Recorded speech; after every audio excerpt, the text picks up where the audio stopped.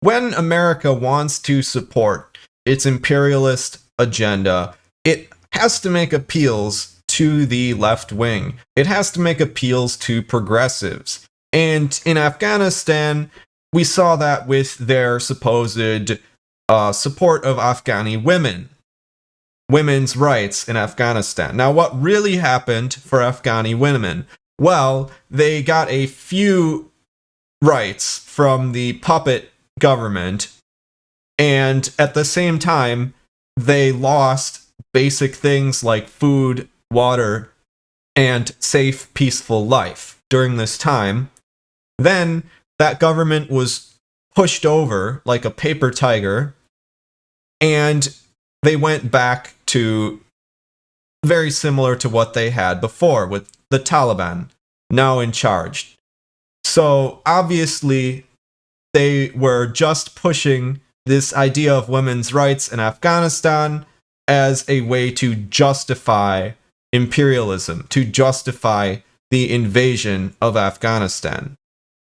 Now, liberals are trying to defend and justify the 2014 government of Ukraine, the Euromaidan coup, which was spearheaded by the far-right ultra-nationalists, which was spearheaded by Nazis.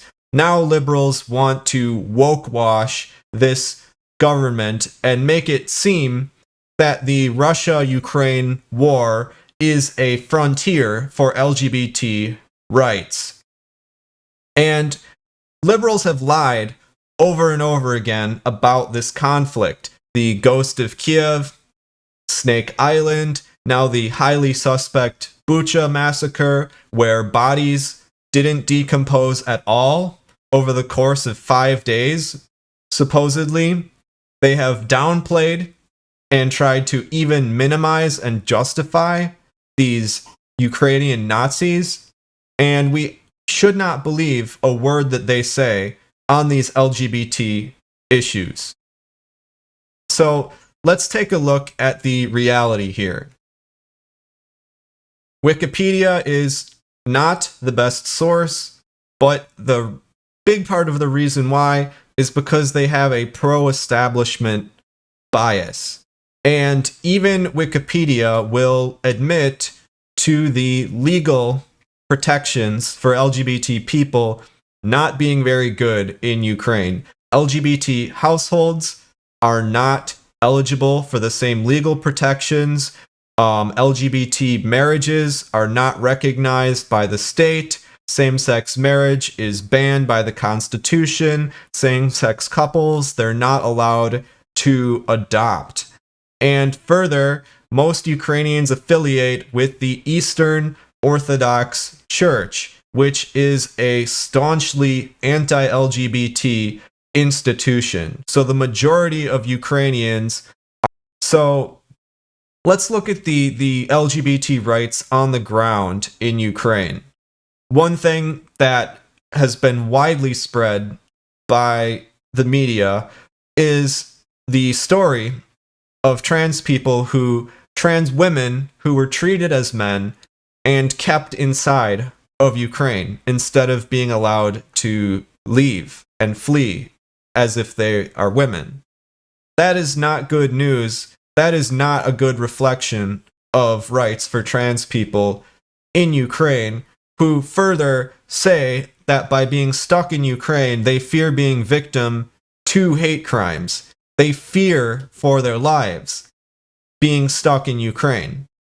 This is another story of how LGBT activists in Ukraine are attacked online and in the street. Sofia Lapina, a pro-LGBT activist, people took photographs of her house. They said, "We know where you live, and we want you dead." And they do cite this, to be fair. They cite that a lot of the violent reaction against LGBTQ is due to the emergence of LGBT people in Ukraine. So to be fair, there is a change occurring. But the Ukrainian government officially recognized 24 hate crimes on LGBT people in 2020. 14 of them in 2019. And Europe's Office for Democratic Institutions and Human Rights reported more than 140 incidents of attacks on LGBT people in Ukraine. That's the reality on the ground in Ukraine. And to be fair, LGBT rights are not much better in Russia. But the idea that Ukraine is a pro-LGBT state, that is an imperialist fabrication, as we will soon see. So this Forbes article is trying to portray things this way.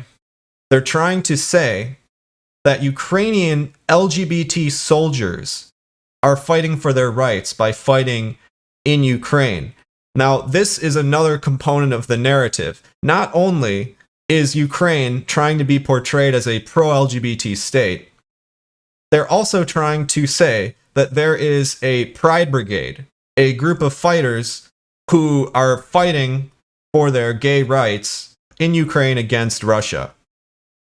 And they want you to think that a Russian victory means that LGBT people will lose their rights. Well, here's the way that I see it. First of all, Russia will win. There really is no other possibility at this point. Russia will win. Ukraine will be divided into the Donbass in the east and Western Ukraine. Western Ukraine being destroyed will be subject to a high level of Western influence, and Western Ukraine is likely to get better LGBT rights and protections over time compared to the East and compared to Russia. Does this mean they will become an oasis for LGBT people? I really doubt it. I really doubt it. And I doubt there's going to be a vast rift in the quality of the rights there. So this idea that a Russian victory will destroy gay rights and LGBT rights in Ukraine, well, first of all, what rights are there? There's hardly any. And second, that's not how I see things playing out at all. And one of the organizations that is heavily cited by a lot of these articles is the Kiev Pride NGO, which was founded in 2016 in order to push the narrative that Ukraine is having some kind of LGBT revolution, in order to legitimize the 2014 Maidan government, whose revolution, whose coup, was spearheaded by far-right Nazis. They want to legitimize this in the eyes of the left and in eyes of people who have sympathy for LGBT people. Now, Kiev Pride is funded directly and openly by the US government, by the Canadian government, by the German government. They openly admit on their website, Kiev Pride is a project of the West. It is a project of the West. Now, this is a rally organized by Kiev Pride in Poland of Ukrainians who fled to Poland and now want to put on a pride parade in order to act as though they have the same rights, that they have the same ability to put on such a parade in Ukraine. Now, first of all, Poland is by no means a wonderful state when it comes to LGBT rights and protections.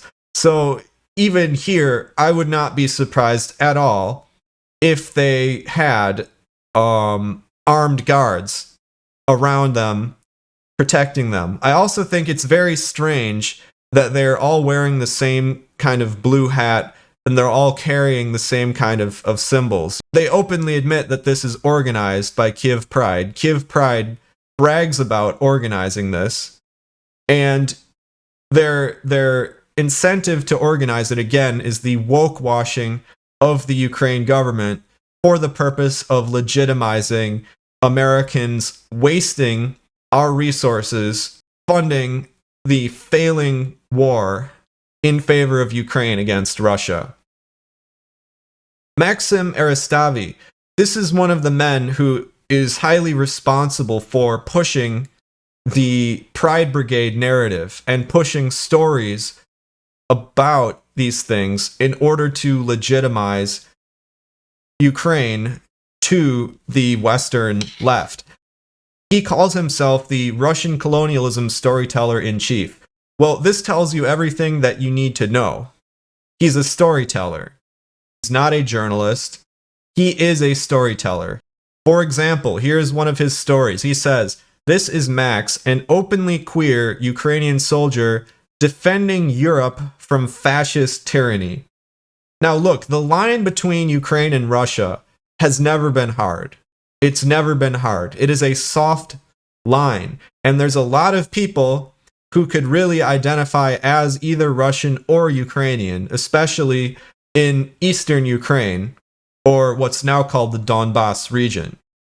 So this idea that Ukraine is a good European country where Russia is an evil group of fascist tyrants, this is a Ukrainian ultranationalist idea. This is the same idea which would have been pushed by Stepan Bandera, supported by Stepan Bandera, who is the famous Ukrainian ultranationalist who led the most radical right-wing faction of Ukrainian nationalists, who collaborated with Nazis and who massacred Jews in Ukraine.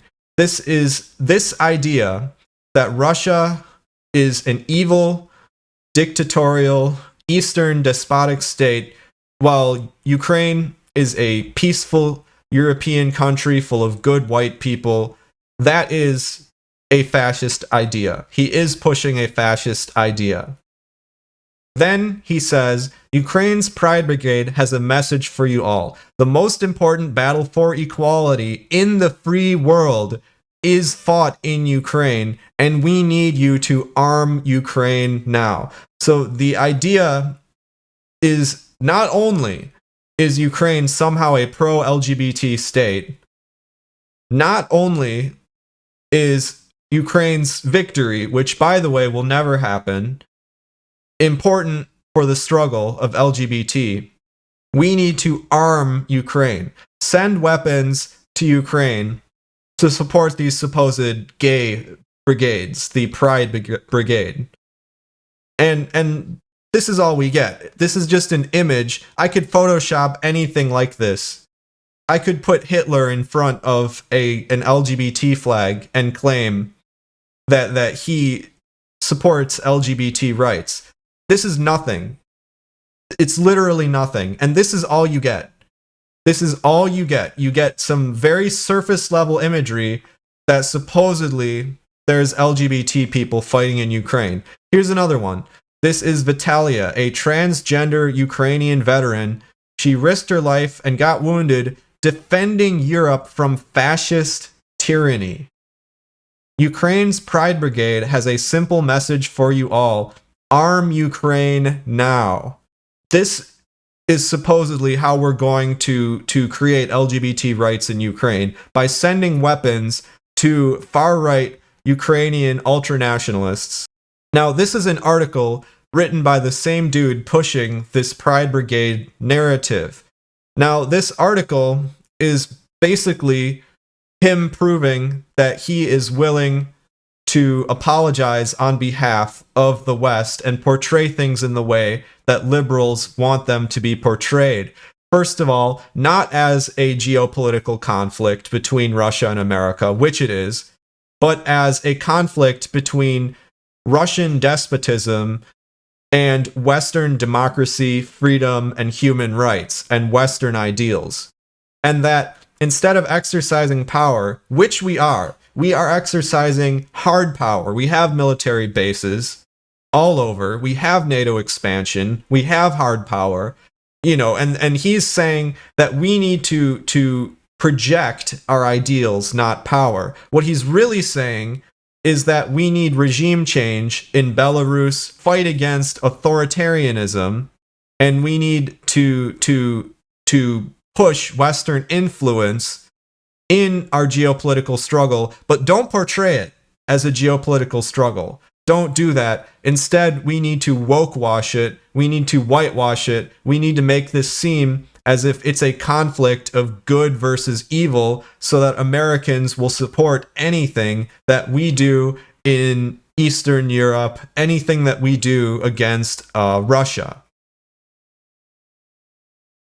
So this is the type of line that this guy, Maxim, is pushing to the left. He says Russia is rape culture. Now, Russian soldiers have been very civilized in Ukraine. They have been very highly civilized compared to the Ukrainian soldiers who tied Roma women to poles and pulled their pants down and left them there in the cold for anybody to exploit. And you want to tell me that Russia is rape culture when this is what the Ukrainian army actually did?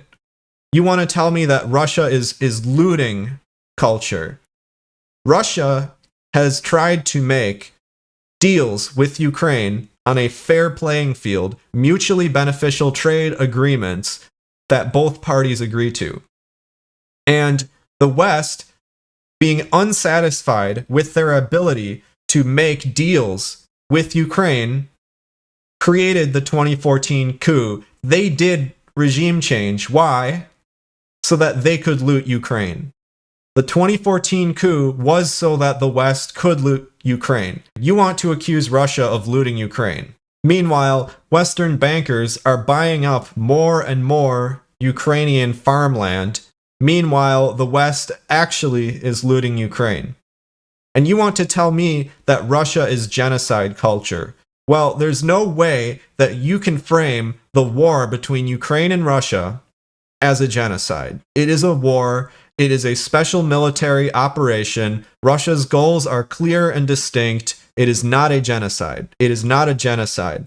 But what you can possibly portray as a genocide is the killing of 14,000 in the Donbas region. Not only are the concrete material results being the death of thousands and thousands of Russians, Ukrainians have anti-Russian bigotry and they have racism against Russians, which is reminiscent of the way that Nazis portrayed Russians as these brutal, despotic, Asiatic people. And that's exactly what Maxim is trying to do right here. He's trying to portray Russians not as civilized people like any other, but as these brutal Asian despots. This is racism against Russians. This is the same thinking that legitimized the genocide of people in Donbass. This is not true. This is not true. But this is what the imperialists want the left wing to think about the Russia-Ukraine conflict. This is how they want you to view Russia. Well, to me, this is how I view Ukraine. This is the truth on the ground, is that Ukraine has more and more LGBT people, but it has more and more anti-LGBT bigotry and hate crimes. The reality on the ground is that Russia and Ukraine are fairly comparable in terms of LGBT rights. This is not a struggle for LGBT rights for Ukrainians at all. And after Russia wins the war and the Donbas regions can finally be free from the Ukrainian genocide of Russians, then we're going to see how it plays out. In all likelihood, like I said, the West will impose LGBT rights on Western Ukraine, while Eastern Ukraine retains a more similar policy. But in all likelihood, after the war is over and we're no longer sending weapons to Ukraine, what exactly do we have to legitimize about Western Ukraine? This whole narrative may go up in smoke while LGBT rights completely vanish and Western Ukraine remains a highly anti-LGBT state. So this is my conclusion. Do not be fooled by this Western propaganda about LGBT. Stop sending weapons to Ukraine. Stop wasting tens and hundreds of billions of dollars on a war that is not going to be won, sending weapons to Ukraine, arming Nazis in Ukraine. This is not what we should be doing. We should be supporting something positive here in America so that we can fight against the destruction, the economic destruction of America itself. And we can rebuild America with infrastructure and social programs. We need to take our soldiers out of Europe and disband NATO, take the US military, bring them into the homeland so that they can help rebuild America. Get these people busy rebuilding America. Stop building weapons. Stop building tanks and planes and sending them to Ukraine. Start building an actual society and civilization in America capable of supporting itself without imperialism. And listen to people other than these Western journalists and liars on Ukraine, these storytellers. Break out of the storytellers. Listen to Patrick Lancaster, Scott Ritter, Russell Texas Bentley, Max Blumenthal, Jamarl Thomas, Jackson Hinkle, Lee Stranahan, and if you're going to listen to American state propaganda, listen to the Russian state too. Listen to the Russian propaganda as well as the American propaganda if you want to have views on this conflict. So, you are being lied to. They are trying to woke wash and portray this conflict as a pro-LGBT conflict. It's not going to work. We don't believe it. And I feel completely insulted. I think that LGBT people in America should feel insulted, and they should not stand for this conflict at all. They should not stand for sending weapons to Ukraine. So I hope you like this video. I hope you learned something, and I will see you next time.